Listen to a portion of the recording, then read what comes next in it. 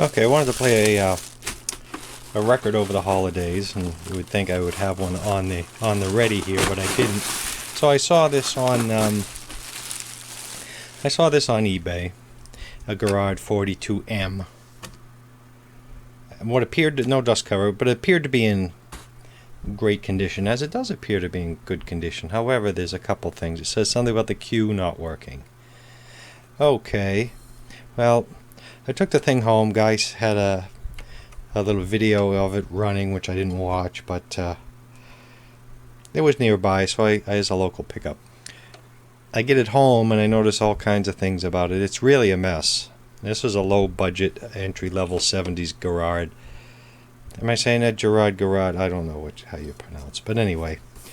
First thing I noticed, I took the stylus out. I can show you a picture. It's got that's an Empire in there, and it's got an aftermarket cartridge, but there's no tip on that stylus. I don't know how this even played a record, and it was boxed and bubble wrapped. I was hoping to at least get a good cartridge stylus out of it for the purchase price, but anyway, it's just Garrard week around here. I'll show you what else we picked up. I'm going to put that back in there. It does cycle. The cue lever does not work. And this whole assembly over here, you can see with the bias, called the anti-skate, it's all gouged up like someone's been in there.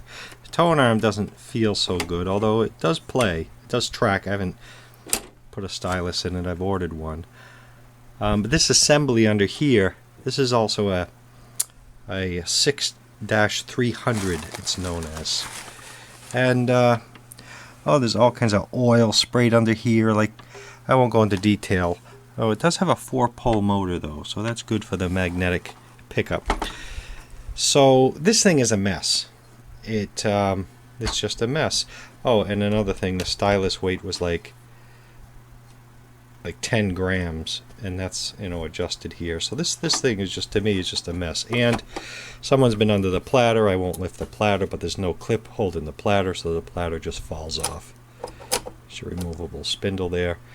Okay, that's so that. I found this one on eBay. It's a junker, a parts unit, 6300, but it does have the same cueing lever, and I asked the owner to check and make sure that the cueing worked.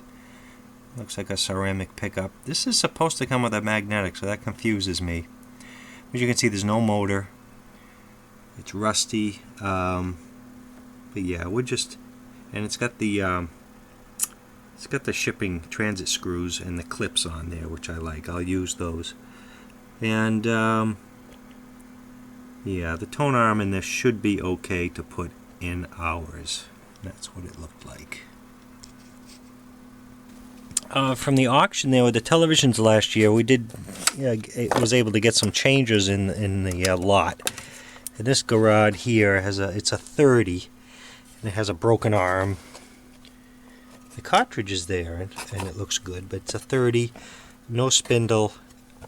It does have the clip in the motor. Maybe we'll see the condition of the other one. But anyway, this is a parts changer. I've already taken the transit screws off of it, and it's totally different. But the good news, it doesn't have the clip. The good news with this one is it's a Model 30, which is the one we got new in the box with the week or so ago's televisions. So we're all set with that one. So that leads us to this one. This was up the street at that yard sale that had the Webcore tape recorder. I don't know if I showcased that or whatnot yet, but this is a Model AT6. I have one of these in mint condition that came out of a Fisher console. Again, it came with this. Came with the wooden base, no dust cover, but it's in good shape, the wooden base. And the problem with this, I did notice a few things. I did notice that back in the day, that was the security method. You would engrave your, opposite of what you would think today, you would engrave your social into everything you own. They'd rent them at the police station, and you'd go home and carve up all your belongings. It's a 70s way of crime prevention. Now it would be more, although this person probably no longer with us, who knows. It would be identity theft. One thing I did notice too on this, it's got a little ding in the corner here. When you pick these things up, you just grab them and you don't notice until you get home, and sure enough the record size lever is broken. But this is a fantastic turntable. I have the head shell and it has Audio-Technica cartridge. This will clean up fine. The good news is I've consulted the service manual. Although there's a different part number, the lever on this 30 is not broken, and it appears to be the same across, there goes the platter across the models. It's this right here. So we're going to replace that. We'll get them out and put them side by side and see how they look. That's right here on this one. Also a nice 4-pole laboratory balanced motor. Yeah, being thrown with a dent on it, that helps the balance out. The tag is missing, but that would be the date 3963 on this one. Okay, I didn't heat these up. They were a little stubborn, but I did give it a little tap with the light, I don't know, with this plastic hammer here. So this one I thought was 2 pieces originally, but it looks like just the mold split. And they are they do have subtle differences. There's a subtle difference. This one's a little taller, but for the most part, the shaft and everything else is the same if I line those two up. So, okay, we can only hope that they're compatible. So we'll put this one in the AT6. Okay, that appears to me to be a good match. This one uses like a more PEM nut, where the other one had a lock washer and a regular standard nut on there. So we'll flip it over, take a look, and then this thing would just need to be totally serviced, which, again, one of my old-timer mentors who's no longer with us did say I should stick to one brand turntable. You can't be doing BSRs and Garrads and duals and RCA 45 players. You should just stick to one type and know it well. Like I say, this is just soiled, but look at the piece. I think this will be compatible. Okay, I'm not a Garrard expert, Garrard, whatever you. But okay, I don't see any reason why that wouldn't be a suitable replacement. So it must have got hit here in the corner and took that out. It does have the clip. This is a really nice changer. Oh, that tone arm looks a little beat there also. But again, the counterweight is good, and yeah, that probably took a little bit of beating there. But I'm not gonna mess with that. This is in good shape. Other than that, okay, that's it for, call it Garrard week here. That's gonna do it for now with this. We'll clean up that wooden base, and I just want to see what compatibility these interchangeable, how interchangeable these Garrards are with their bases. I may try to drop the 30 into this wooden base and see if it fits. Actually, this looks like it was made for a number of changers. We'll just take the 30 here. I like the wooden bases over those ugly 70s plastic bases, or 60s, 70s that you saw a few moments ago with that more modern one. Yeah, so this one also fits. This is the 30, and this also fits the wooden base. This also, yeah, the spring lines up there, and underneath, it's just for test purposes here.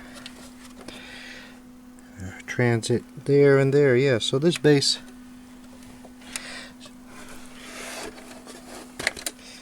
this is a good template if you want to style some bases, or at least the cutout. Okay, thanks for watching.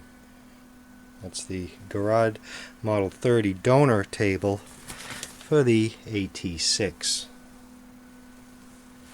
which is right here. Clean him up. Removable head shell. This is a nice changer, and we have the 45 adapter. It has the round stacker. Okay, as far as the AT6 Garrard goes, it's like I say, a little dirty. I did cycle it. This isn't a true test of our arm here that we replaced. In any event, and it's a little stopped up, but it does cycle. And other than the set down adjustment being off a tad, it's fine. Now we'll try that with an LP. Down here, 33.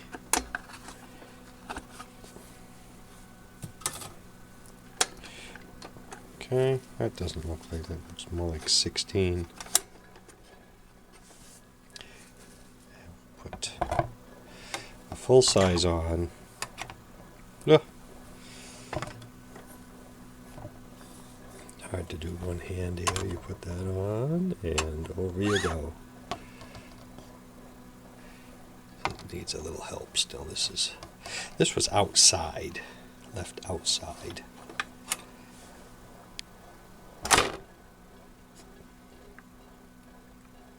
The set down is off a tad. That can be adjusted. And there you go. But it knows. I'm not worried about 10-inch. I don't have a 10-inch handy. But again, if we intermix, throw the 7-inch on here again.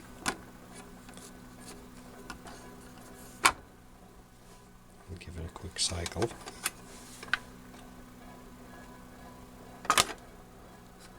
It'll go to the 7-inch.